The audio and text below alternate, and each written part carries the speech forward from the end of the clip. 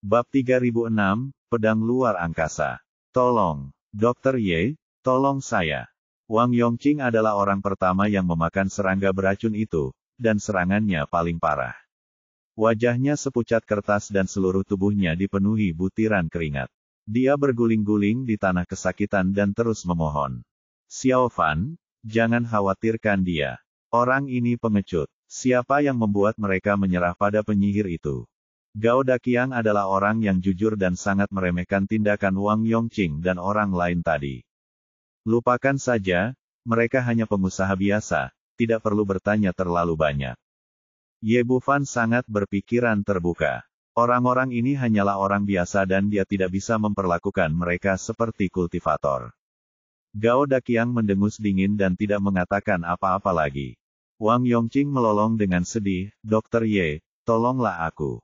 Aku bersedia menyumbangkan semua harta bendaku asalkan kamu menyelamatkanku. Orang kaya lainnya pun sama, meratap dan memohon tiada henti, namun uang atau kekayaan sebanyak apapun tidak ada gunanya dalam menghadapi kehidupan. Puluhan orang di depannya terinfeksi serangga beracun, akan sulit bagi orang lain untuk mengobatinya, tetapi Ye Bufan punya caranya sendiri. Dia punya ide dan memanggil si kecil. Si kecil mengusap-usap matanya yang masih mengantuk dengan kedua kaki kecilnya, tampak sangat imut. Merasakan pikiran yang dikirimkan tuannya, ia mengeluarkan suara mencicit. Anehnya, orang-orang yang tadi berguling-guling tiba-tiba menjadi sunyi, dan rasa sakit di tubuh mereka pun hilang seketika. Seperti kata pepatah, selalu ada seseorang yang dapat menaklukkan yang lain.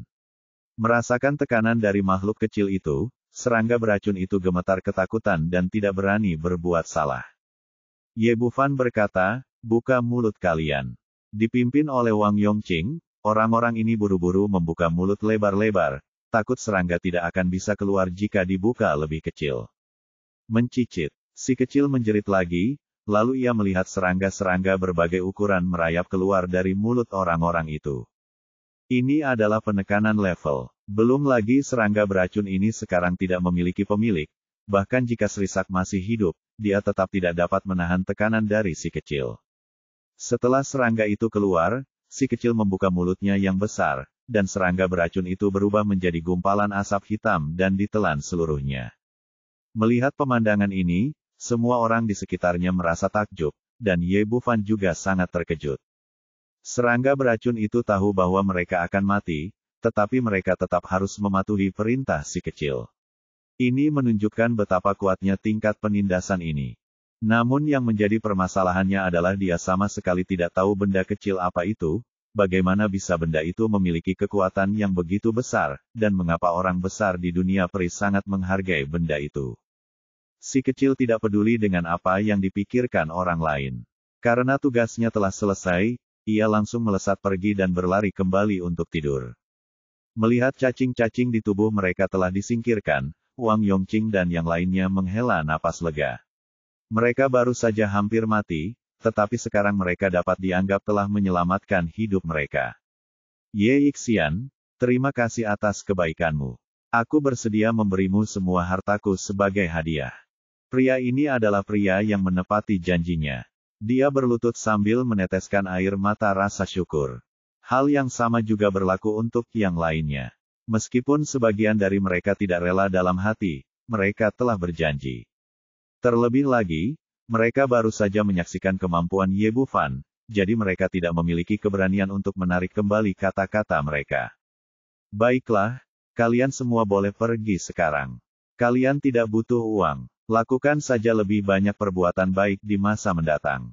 Dengan kemampuan dan ranah Ye Bufan saat ini, bagaimana mungkin dia bisa menganggap serius kekayaan dunia sekuler? Dia hanya melambaikan tangannya dan meminta orang-orang ini untuk meninggalkan keluarga Zheng. Setelah mereka pergi, Zheng Huafei dan orang lainnya mengelilinginya dengan antusias, dan Gao Daqiang melingkarkan lengannya di bahunya. Xiao Fan, kemana saja kamu selama setahun terakhir? Bagaimana kamu bisa menjadi begitu kuat? Ini cerita yang panjang, kita bisa membicarakannya nanti. Aku akan membantu kalian berdua meningkatkan kultivasi kalian terlebih dahulu. Kekuatan menentukan segalanya setiap saat. Tidak mungkin baginya untuk tinggal di bumi selamanya, jadi Ye Bufan memanfaatkan waktu untuk membantu kedua orang itu meningkatkan kultivasi mereka. Dengan kekuatan dan pencapaian medisnya saat ini, akan sangat mudah baginya untuk membantu dua pembangkit tenaga listrik tingkat surgawi meningkat. Sekitar 2 jam kemudian, kultivasi Zheng Huafei dan Gao Daqiang menerobos satu demi satu, dan mereka berdiri di puncak alam pemurnian kekosongan. Meskipun tingkatan ini masih terlalu rendah dibandingkan dengan Ye Bufan dan yang lainnya, dia sudah pasti merupakan salah satu yang terkuat di antara yang terkuat di bumi. Di negeri dongeng, di lorong angkasa yang menuju ke negeri dongeng Kunlun, 18 penghalang tersembunyi didirikan secara berurutan, dan penghalang-penghalang itu tingkatnya sangat tinggi, sepenuhnya menghalangi aura di sekitarnya.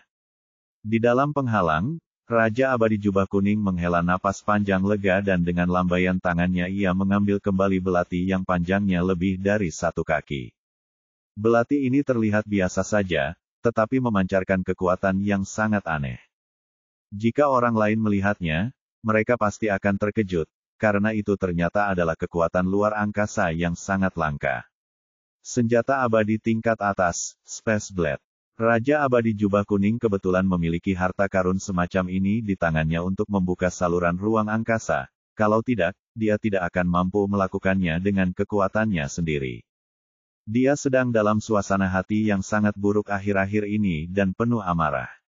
Dia tidak menyangka bahwa lampu jiwa yang ditinggalkannya akan padam begitu Duan Muci dikirim ke negeri dongeng Kunlun. Dia tidak dapat mengerti siapa di alam yang lebih rendah itu yang tega membunuh seorang yang hampir abadi. Dan pembunuhannya begitu cepat dan senyap. Ketika dia hendak mengirim seseorang untuk menyelidiki lagi, dia menemukan bahwa bahkan saluran luar angkasa pun diblokir di sana. Hal ini membuatnya semakin marah. Dia harus mendapatkan kembali harta karun itu apapun yang terjadi, dan dia harus menyelesaikan masalah ini sampai tuntas. Karena itu, dia diam-diam datang ke sini, pertama-tama menutup ruang di sekitarnya, dan kemudian membuka saluran lagi dengan bilah ruang. Alasan mengapa dia melakukannya dengan hati-hati adalah karena dia takut mengkhawatirkan penangkapan kuat lainnya, dan rahasianya tidak akan bisa menyimpannya. Untungnya, saluran pemulihan jauh lebih mudah daripada melewati, dan hanya perlu beberapa hari untuk pulih lagi. Menentukan segalanya, dia menoleh untuk melihat 2 virtual abadi di sebelahnya, satu bernama Gu Yan dan yang lainnya bernama Yanshu. Ini adalah abadi yang ia pilih dari Xian Wangfu. Terakhir kali, satu Duanmu diam. Menurut pendapatnya, ia dapat dengan cepat membunuh virtual immortal Duanmu. Dia berkata dengan serius, apakah saya ingat tugas Anda sebelumnya? 2 orang memberi hormat bersama, kami ingat dengan jelas, dan kami tidak akan pernah mengecewakan Tuan Xianwang. Berbicara tentang mulutnya, hatinya sangat menghina. Menurut pendapat mereka, selama mereka mencapai batas bawah, mudah untuk menyelesaikan hal kecil ini. Pikiran kedua orang melihat 2 orang yang melihat kedua orang itu tidak bisa menahan diri untuk bersenandung. Aku memberitahumu, jangan meremehkan siapapun, jangan lupa bagaimana Duan Muci meninggal. Berbicara tentang ini, suaranya tiba-tiba menjadi dingin. Keduanya dengan tergesa-gesa berkata, kami tahu Tuan Xianwang. Oke, pergi, segera kembali. Huang Mao Xianwang melambaikan tangannya dan mengirim keduanya langsung ke saluran luar angkasa, dan segera menghilang. Bab 3007, Perhitungan Ilahi. Yanshu dan yang lainnya berjalan melalui lorong luar angkasa menuju benua Kunlun. Mereka sedikit berhati-hati saat keluar, tapi mereka memeriksa sekeliling dan tidak menemukan apapun. Gu Qian melirik mulutnya dan melihat sekeliling dengan jijik. Itu hanya antarmuka tingkat rendah. Bagaimana orang kuat bisa lahir jika energi spiritualnya sangat tipis? Menurutku Raja Abadi terlalu berhati-hati. Dengan kekuatan Anda dan saya, kami tidak terkalahkan di sini. Petik 2. Dia awalnya adalah master formasi abadi tingkat kedua, dan setelah tiba di alam berikutnya, dia merasa bahwa dia sudah menjadi makhluk tertinggi, sangat sombong. Yanshu lebih berhati-hati, kamu tidak bisa mengatakan itu. Jangan lupa apa yang dikatakan Raja Abadi. Duan Muci meninggal di sini. Gu Qian berkata dengan acuh tak acuh, siapa dia? Dia tidak melakukan apapun selain menyanjung orang lain. Dan entah bagaimana dia mati, mungkin dia mati di atas perut wanita itu. Petik 2. Yanshu menggelengkan kepalanya, lupakan saja. Ayo selesaikan tugas yang diberikan oleh Raja Abadi dulu. Kali ini, Raja Abadi Jubah Kuning memberi mereka 2 tugas. Yang pertama adalah mengambil harta yang hilang, dan yang kedua adalah mencari tahu bagaimana Duan Muci meninggal. Guqian berkata, masalah ini mudah untuk dikatakan. Temukan sekte terbesar terdekat dan tanyakan kepada mereka, mungkin Anda bisa mendapatkan beritanya. Ini juga merupakan solusi. Yanshu mengangguk, dan kesadaran kuat kedua pria itu segera hilang, dan segera menemukan gerbang Suantian terdekat. Sekte itu sepertinya cukup besar. Ayo kita ke sana dan melihatnya. Setelah Guqian selesai berbicara, keduanya menghilang dari tempat itu dalam sekejap. Ketika mereka muncul lagi, mereka telah tiba di ruang kerja Master Sekte Suantian. Kedua orang itu tidak menyembunyikan aura mereka, dan tekanan kuat dari makhluk abadi langsung memenuhi seluruh ruangan. Melihat kemunculan kedua orang itu, Su Yonghuang tertegun sejenak, namun tidak banyak kejutan. Setelah Ye Bufan menyegel lorong luar angkasa, dia memberitahunya bahwa dia hanya menyegel sisi ini. Karena pihak lain dapat membuka bagian itu sebelumnya, mungkin kali ini bisa dibuka, dan makhluk abadi akan turun. Fakta telah membuktikan bahwa memang demikian adanya. Kali ini tidak hanya makhluk abadi yang datang, tetapi 2 di antaranya datang sekaligus. Guqian memandang Kaisar Suyong dengan ekspresi arogan, kami berasal dari dunia abadi, dan kami hanya ingin memeriksa satu hal. Biarkan saya mencari ingatan Anda dengan jujur. Jika Anda menolak, jangan salahkan saya karena bersikap kasar. Selama yang abadi menyelamatkan hidupku, aku bisa melakukan apapun yang aku mau. Su Yonghuang memasang ekspresi patuh dan terlihat sangat ketakutan. Jangan khawatir, selama kamu bekerja sama, kami tidak akan membunuhmu. Setelah Guqian selesai berbicara, cahaya bersinar di matanya, dan kesadaran spiritual yang kuat langsung menyerbu lautan kesadaran Su Yonghuang. Sebagai makhluk abadi virtual, kesadaran spiritualnya jauh lebih kuat daripada para kultivator biasa. Selain itu, tanpa perlawanan apapun, dia dengan cepat menemukan ingatan yang berhubungan dengan Duan Muci, dan sebuah gambaran muncul di benaknya. Pada saat itu, lusinan orang kuat di dunia kultivasi membuka segel saluran luar angkasa dan mencari harta karun di dalamnya. Salah satu kultivator wanita cantik adalah orang pertama yang menemukan slip giok, yang merupakan formula ajaib untuk mengubah 3 makhluk murni menjadi satu benda. Saat biarawati perempuan itu mundur, Duan Muci berjalan keluar dari lorong dan menyelamatkan wanita itu. Namun yang tidak pernah disangkanya adalah ketika menghadapi biksu lainnya, wanita itu tiba-tiba menyerang dari belakang dan menusuk jantungnya dengan pisau, lalu pria kuat lainnya menyerbu. Duan Muci sangat marah, dan dalam perjuangan yang putus asa, dia menamparkan kultivator wanita itu sampai mati dengan satu telapak tangan, dan membunuh 7 atau 8 pria kuat satu demi satu, namun pada akhirnya, dia kalah jumlah dan jatuh di tempat, dan berakhir dengan kehancuran fisik dan mental. Setelah membaca ingatan ini, Guqian menggelengkan kepalanya, wajahnya penuh penghinaan. Pria bejat ini benar-benar mati di tangan seorang wanita. Yanshu bertanya, apa yang terjadi? Apakah situasinya jelas? Jelas, pria bejat ini mati di tangan seorang wanita, dan dia sama sekali tidak mengambil hati misi yang diberikan oleh Raja Abadi. Kata Guqian, mengeluarkan slip giok, menggambarkan pemandangan yang dia lihat di dalamnya dan melemparkannya ke Yanshu. Ini sungguh konyol. Meski terasa agak sulit dipercaya, faktanya ada di sini, dan Yanshu hanya bisa menggelengkan kepalanya tanpa daya. Tapi ini tidak jauh berbeda dari apa yang mereka duga. Biasanya, makhluk abadi virtual tidak mungkin jatuh di antar muka ini. Tidak peduli seberapa kuat seorang kultivator, dia tidak bisa menjadi lawan dari makhluk abadi. Misalnya, Kaisar Suyong di depannya dapat dikatakan sebagai kepala sekte teratas di antar muka ini. Dia tidak memiliki kekuatan untuk melawan di depan mereka, dan dia bahkan tidak memiliki keberanian untuk melawan. Yanshu berkata, lupakan saja, kembalilah dan laporkan masalah ini kepada Raja Abadi. Selanjutnya, kita akan memeriksa harta karun itu untuk melihat kemana perginya. Kamu benar, Ini tugas utamanya. Seperti yang dikatakan Guqian, dia sekali lagi menyerbu lautan kesadaran Su Yong Huang dengan kesadaran spiritualnya, mencari memori Menara Babel tingkat 10. Dalam waktu singkat, ia mendapat gambaran tentang pembukaan Menara Babel tahap ke-10, dan mengetahui bahwa seorang pemuda bernama Ye Bufan telah memasuki lantai atas Menara Babel. Dia adalah satu-satunya biksu yang telah memasuki tingkat ke-10 selama bertahun-tahun. Jelas kemana harta karun itu pergi. Kemudian dia mencari informasi tentang Ye Bufan dan segera mempelajarinya. Menghentikan pencarian jiwa, Guqian berkata, masalahnya sangat jelas. Ini ada di tangan anak laki-laki bernama Ye. Yan Shou mengangguk, sederhana mengetahui siapa. Kami mencari seseorang sekarang.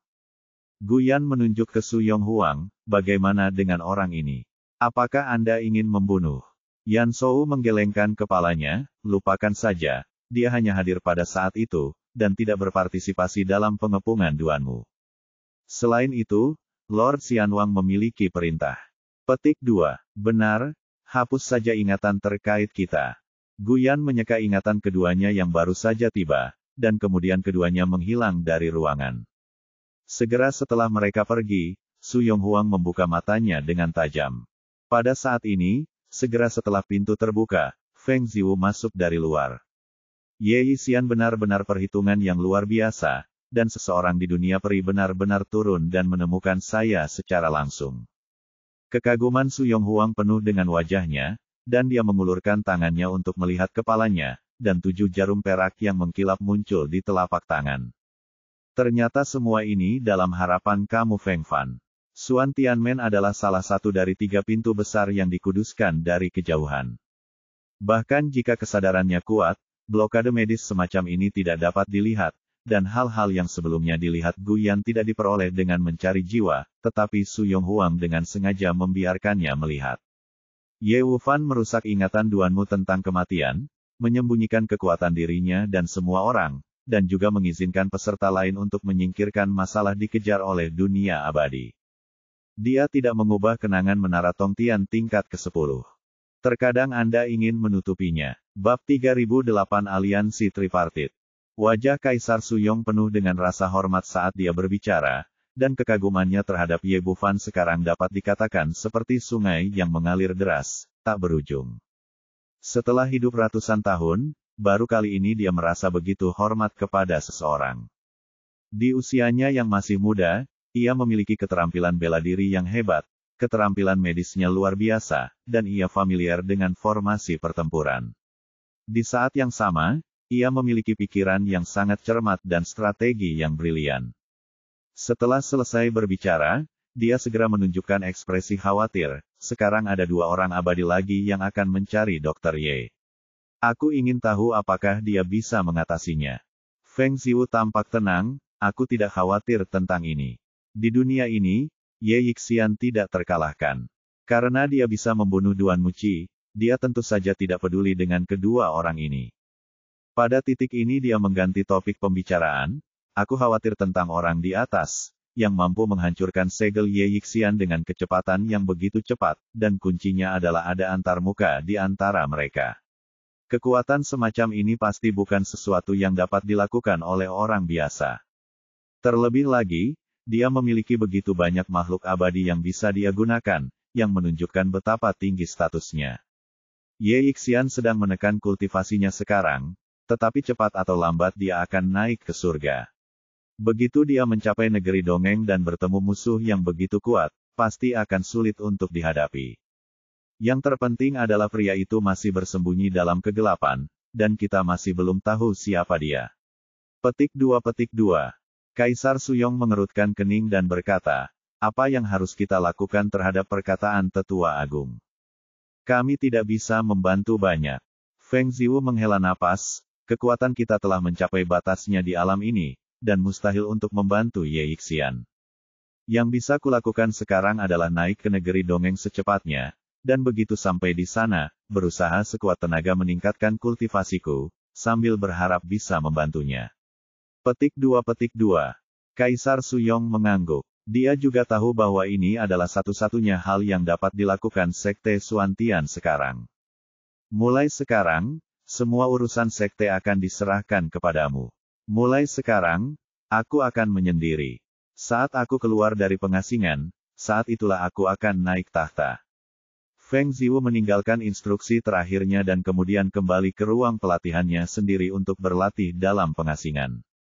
Dia telah mencapai puncak kesengsaraan bertahun-tahun yang lalu, dan bakatnya jauh melampaui para kultivator biasa. Alasan mengapa dia belum melewati kesengsaraan dan naik ke surga sepenuhnya karena penekanan diri. Selama Anda berlatih keras untuk menembus kemacetan, hanya masalah waktu sebelum Anda berhasil menerobos dan naik. 2 hari kemudian, di depan lorong luar angkasa menuju bumi, Guqian dan Yan Shou berdiri di sini dengan tatapan halus. Setelah Ye Bufan pergi, dia meminta Zhang He dan Simen Jiayin untuk mengungsi dari sini. Tidak ada seorang pun yang menjaga tempat ini saat ini. Namun, formasi tersembunyi yang dibangun di sini sangat canggih, dan akan sulit untuk menemukannya jika Guqian bukan master formasi abadi tingkat kedua. Kedua orang itu melacak selama 2 hari dan akhirnya memastikan bahwa Ye Bufan telah kembali ke bumi. Aku tidak pernah menyangka kalau anak itu benar-benar berasal dari dimensi lain. Yanshu mengerutkan kening, haruskah kita kembali dan melaporkan berita ini kepada Raja Abadi? Itu tidak perlu. Guqian berkata, dia adalah orang biasa dari alam bawah, yang levelnya bahkan tidak setinggi benua Kunlun. Tidak perlu merepotkan Raja Abadi. Kita bisa pergi dan membawa anak itu kembali. Yanshu berkata, apakah ini akan berhasil? Apa yang salah dengan itu? Jangan lupa bahwa ini adalah antarmuka tingkat rendah. Kita berdua adalah makhluk abadi sejati. Apakah ada bahaya? Guqian penuh percaya diri, jangan khawatir, aku adalah ahli formasi abadi tingkat kedua, batasan jalan kecil tidak akan menjadi masalah bagiku. Setelah berkata demikian, dia pun datang ke pintu masuk dan mulai mendobrak penghalang di jalan itu. Yanshu memikirkannya dan menyadari bahwa ini adalah kebenaran. Sepertinya dia terlalu banyak berpikir, jadi dia berhenti berbicara. Demi menghindari segala bahaya tersembunyi, Ye Bufan menggunakan formasi dari dunia kultivasi untuk memasang batasan di jalan tersebut, sehingga terlihat terlalu mudah di hadapan Guqian, dan dia pun membuka jalan tersebut hanya dalam waktu 1/4 jam.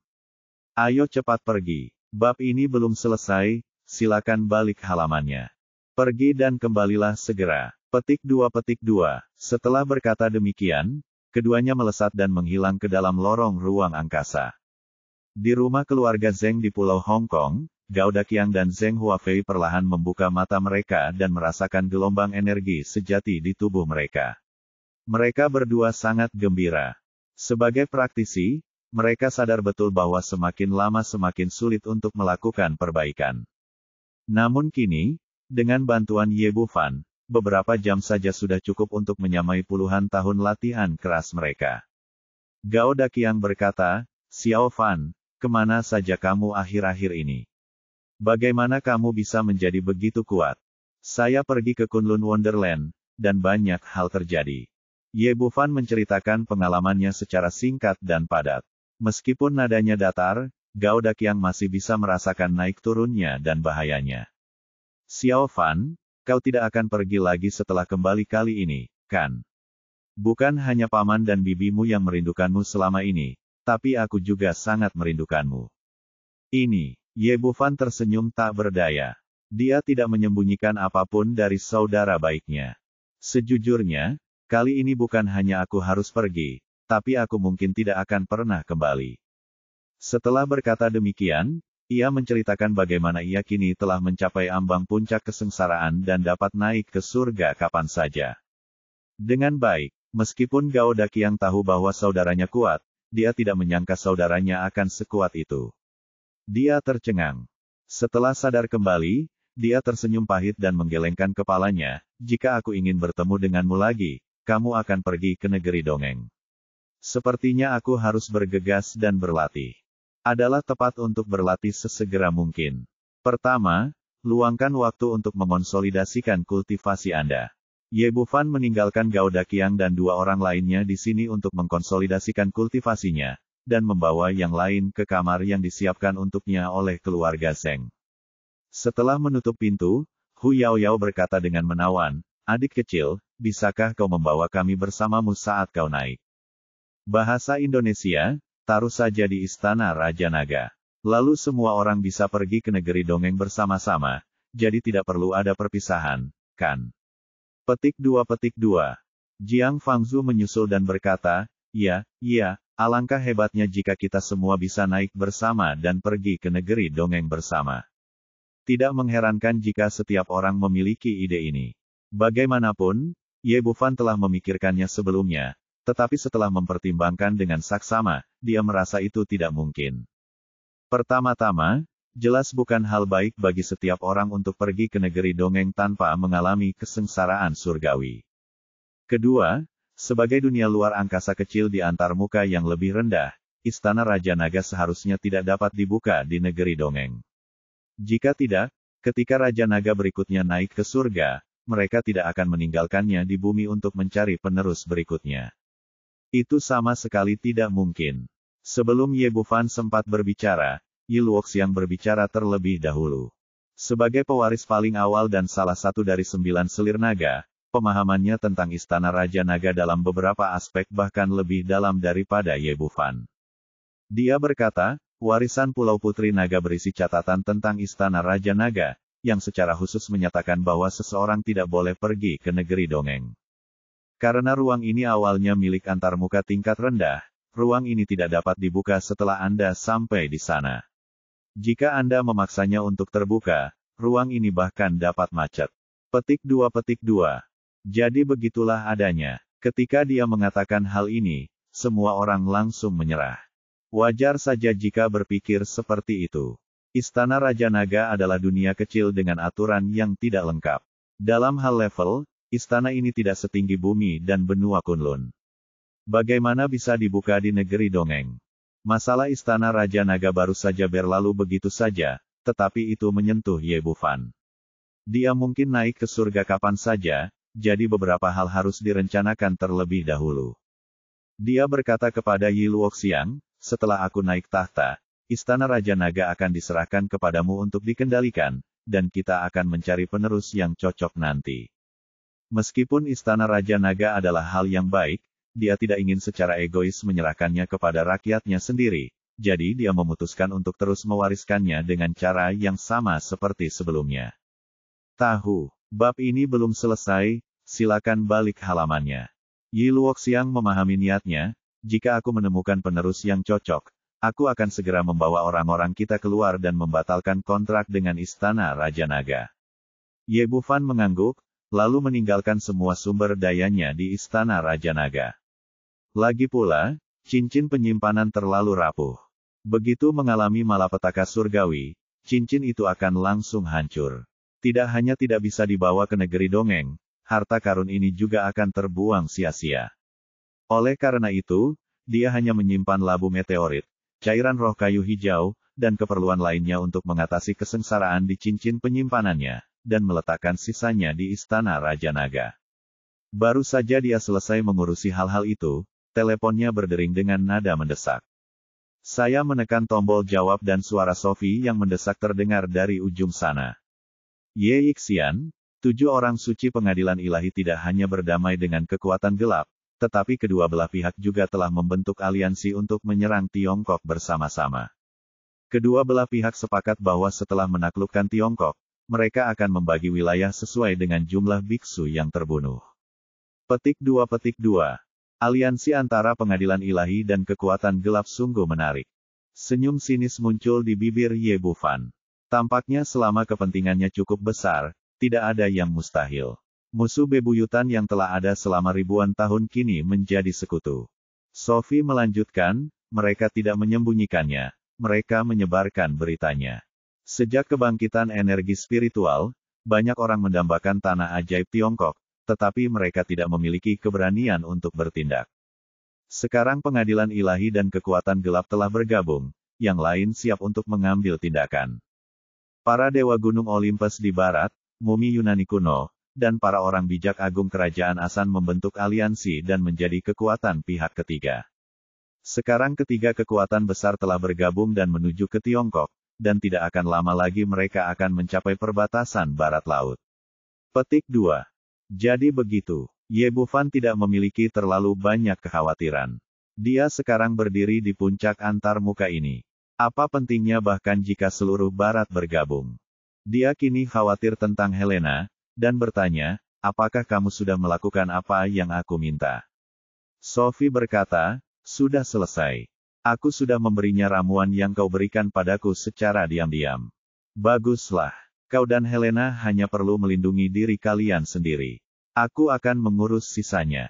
Sophie sedikit khawatir, Ye Yixian, sebaiknya kamu berhati-hati.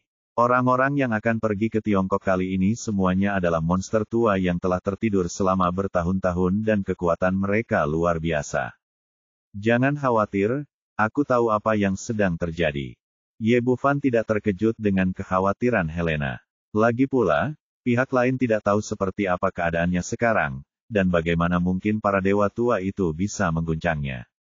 Setelah menutup telepon, dia mengumpulkan semua orang dan menjelaskan situasinya secara singkat.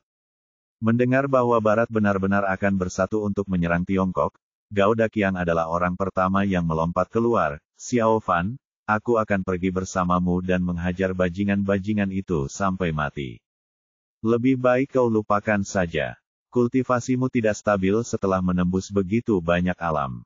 Lebih baik kau berlatih di sini dengan jujur. Ye Bufan menolak Gao Daqiang dan menghentikan Zheng Huafei dari melakukan tindakan apapun. Kalian berdua hanya perlu menjaga Pulau Hong Kong di sini, dan jangan khawatir tentang hal lain. Setelah mengucapkan selamat tinggal, dia membawa semua orang ke udara dan terbang menuju wilayah barat Cina. Di aula kuno kuil, Helena berdiri di jendela, menatap langit berbintang di luar dengan ekspresi kusam, dan tidak ada seorang pun yang tahu apa yang sedang dipikirkannya. Pada saat ini, pintu terbuka dan seorang lelaki tua berjubah putih masuk. Orang ini berambut dan berjanggut putih, wajahnya ramah, tetapi ada kilatan di matanya. Pemimpin 7 orang suci pengadilan ilahi dan kepala keluarga saat ini, Sanders. Bab 3009, Semangat Kepahlawanan dari 9 kelas bawah. Sanders memperlihatkan senyum penuh kasih di wajahnya, tetapi sorot matanya penuh dengan sikap merendahkan. Kamu anak yang hilang, apakah kamu belum menyadari kesalahanmu? Aku tidak salah, kaulah yang salah. Helena berbalik, wajahnya penuh amarah. Hentikan sekarang juga, jika kau terus keras kepala, fondasi pengadilan ilahi yang telah berdiri selama 1000 tahun akan hancur. Anak bodoh, kau sungguh menyedihkan. Sayang sekali Tuhan telah memberikanmu kebaikan.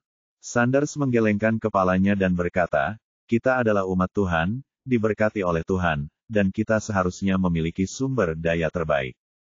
Dan sekarang, tidak bisakah kamu melihat di mana tanah terbaik? Itu Cina.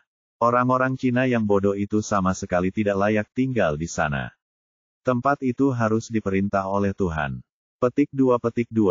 Helena berkata dengan marah, dasar bodoh, berhentilah melamun. Cina adalah tempat yang misterius dan hebat. Kau tidak bisa main-main dengan itu. Sepertinya otakmu telah dirusak oleh pria Cina itu. Sanders berkata dengan bangga, saya telah tertidur selama 1000 tahun, dan merupakan kehendak Tuhan bahwa saya dapat bangun kali ini. Tuhan membimbing saya untuk memulihkan Tiongkok dan membiarkan rakyat kita menikmati sumber daya terbaik. Tetapi kamu keras kepala dan membandel, menghalangi kehendak Tuhan dan kemajuan kita, suatu kejahatan yang keji. Kamu tidak layak menjadi umat Allah, apalagi menjadi kaisar Allah. Petik 2. Ketika dia mengatakan hal ini, kebaikan di wajahnya lenyap, digantikan oleh ekspresi yang mengerikan. Kau gila, kau akan menghancurkan pengadilan ilahi dengan melakukan ini. Helena gembira, tetapi dia akhirnya menahan diri dan tidak memberitahu siapapun bahwa Ye Bufan telah kembali. Sepertinya jika aku menghancurkanmu sekarang, kamu tidak akan menerimanya sama sekali.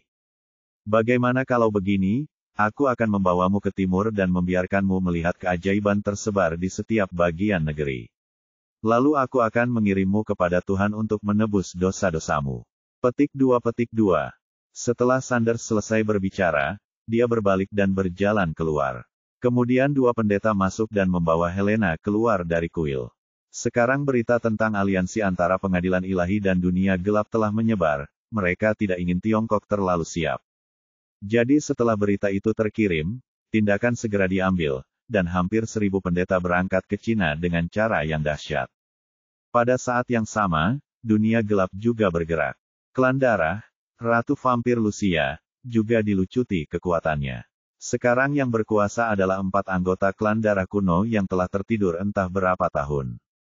Oleh karena itu, mereka mencapai kesepakatan dengan pengadilan ilahi untuk menghentikan sementara tembakan dan menyerang Tiongkok bersama-sama. Selain menjadi yang utama, bab ini belum selesai, silakan balik halamannya. Selain kutukan darah, ada 2 zombie berusia 1.000 tahun lainnya yang telah terbangun.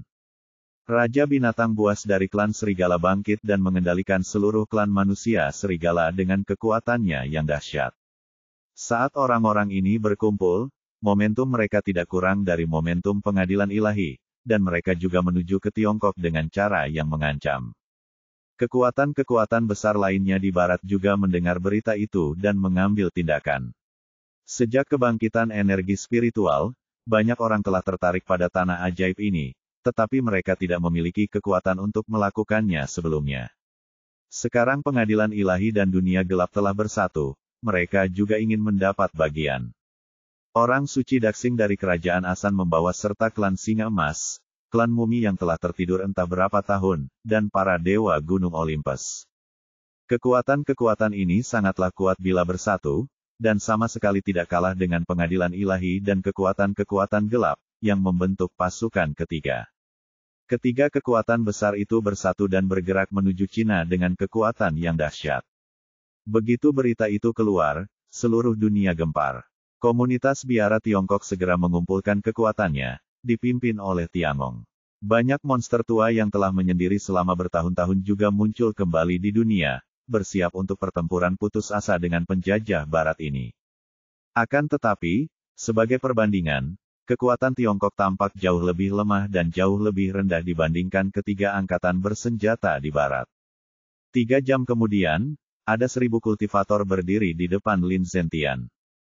Beberapa orang di antaranya merupakan pendekar kuat di atas tingkatan Saint bela diri, bahkan ada yang telah mencapai tingkatan Kaisar bela diri, sedangkan yang lainnya belum begitu dalam kultivasinya, bahkan ada yang baru saja mencapai tingkat bumi. Terlepas dari tingkat kultivasi mereka, orang-orang ini semua memiliki jiwa yang tak kenal takut dan tak kenal takut.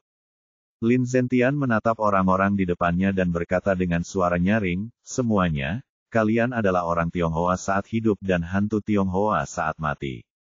Sekarang kita berjuang sampai mati untuk Tiongkok. Jika kalian tidak takut mati, datanglah dengan saya." Setelah mengatakan ini, dia memimpin semua orang keluar dari istana surgawi dan menuju ke arah barat laut. Perbatasan barat laut adalah tempat terpencil dengan pasir kuning di sekelilingnya. Di tengah langit kuning yang layu, ada 3 pohon poplar tinggi yang berdiri di atas pasir kuning. Ini adalah garis pemisah antara Tiongkok dan dunia luar. Dulu tempat ini sepi dan jarang dikunjungi, namun kini beberapa sosok menampakkan diri silih berganti di bawah pohon poplar. Jumlah mereka tidak banyak, hanya sekitar 7 atau 8 orang, berpakaian hitam dan tampak menyeramkan. Jika Anda melihat orang-orang ini pada malam hari, Anda mungkin akan mengira Anda melihat hantu. Setelah orang-orang ini datang ke sini, mereka tidak bergerak lagi dan duduk bersila di bawah pohon untuk beristirahat dan memulihkan diri. Tak lama kemudian, lebih dari selusin orang datang berlari dari kejauhan. Bab ini belum selesai, silakan balik halamannya. Mereka berpakaian hijau dan masing-masing membawa pisau besi di punggungnya. Sekte Tidau tidak dianggap sebagai sekte yang terkenal di seluruh Tiongkok. Pemimpin sekte tersebut bernama Zhang Tidau, dan kultivasinya baru mencapai tahap tengah Earth Rank. Karena kekuatannya yang lemah, markas sekte ini terletak di barat laut. Ketika mereka mengetahui bahwa 3 pasukan barat sedang bersiap untuk menyerang Tiongkok, sekte Tidau tidak mundur. Di bawah pimpinan Zhang Tidau, semua anggota bergegas ke sini secepat mungkin. Sekte 3 Hantu, mengapa kamu ada di sini? Bahasa Indonesia, Zhang Tidau datang ke bawah pohon poplar, mengira dialah orang pertama yang tiba, tetapi ternyata dia masih selangkah terlambat. Karena mereka berdua berasal dari sekte kecil di barat laut, dia mengenali orang-orang di depannya. Mereka tidak lain adalah sekte tiga hantu yang terkenal kejam. Orang-orang ini dapat dikatakan mempraktikkan 9 kelas terendah. Mereka biasanya dibenci oleh sekte-sekte yang terkenal dan jujur. Mereka biasanya beroperasi secara rahasia dan jarang muncul di depan umum. Saya tidak menyangka akan melihat mereka di sini hari ini. Wah, kalian dari sekte pedang besi saja boleh datang, tapi sekte tiga hantu tidak boleh datang ke sini. Orang yang berbicara adalah pemimpin sekte tiga hantu. Wajahnya pucat, dan matanya terbelalak, seperti hantu yang digantung. Pria ini adalah pemimpin sekte tiga hantu yang dijuluki hantu gantung Yin Jiushu. Zhang Tidao mengerutkan kening, apa yang kamu lakukan di sini? Perlukah saya katakan lagi? Tentu saja, tujuannya adalah untuk membela negara kita dan berkontribusi bagi Tiongkok. Tidak peduli apa yang dilakukan sekte tiga hantu kita setiap hari, kita tetap mengerti yang benar dan yang salah. Kita juga anggota Tiongkok, jadi kita harus berjuang sampai mati. Petik 2. Nada bicara Yin Jiushu yang penuh gairah sama sekali tidak cocok dengan wajahnya yang pucat pasi. Wajah Zhang Tidao penuh dengan ketidakpercayaan. Dia tidak menyangka pihak lain akan membuat keputusan seperti itu dan membuat pernyataan yang begitu berani. Dia menatap Yin Jiushu dengan mata tajam. Jauh di lubuk hatinya, dia tidak percaya bahwa sekte kelas rendah akan melakukan hal seperti itu. Tetapi jika tidak, mustahil pihak lain itu bisa muncul di sini saat ini, apalagi sampai terlihat oleh semua orang. Tidak perlu melihatnya. Tidak masalah apakah kamu percaya atau tidak. Bagaimanapun, sekte tiga hantuku tidak akan mundur hari ini dan akan berjuang untuk Tiongkok. Sungguh pria hebat yang berjuang untuk Tiongkok. Mulai hari ini, saya menghormatimu sebagai seorang pria. Zhang Tidao juga bersemangat dengan ambisi besar saat ini. Dia tidak menyangka bahwa sekte tiga hantu, yang biasanya sangat kotor, akan menjadi sangat heroik sekarang. Begitu dia selesai berbicara, dua sosok bergegas mendekat dari kejauhan. Mereka adalah seorang biksu gemuk dengan perut buncit dan seorang pendeta Tao tua dengan pakaian compang camping.